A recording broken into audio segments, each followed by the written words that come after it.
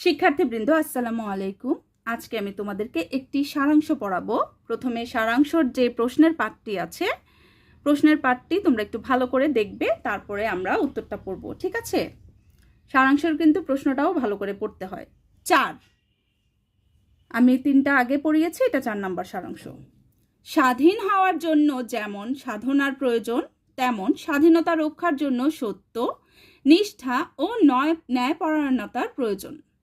সত্যের প্রতি শ্রদ্ধাবোধহীন জাতি যতই চেষ্টা করুক, তাদের আবেদন নিবেদনে ফল হয় না। যে জাতির অধিকাংশ লোক মিথ্যাচারী, সেখানে 2-4 জন সত্যনিষ্ঠকে বহু বিড়ম্বনা সহ্য করতে হবে, দুর্ভোগ পোয়াতে হবে।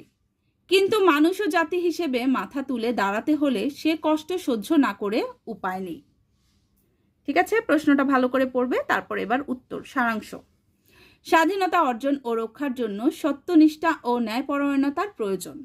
জাতির অধিকাংশ লোক মিথ্যাচারী হলে অল্প সংখ্যক সত্যনিষ্ঠ লোককে দুর্ভোগ সহ্য করতে হয়।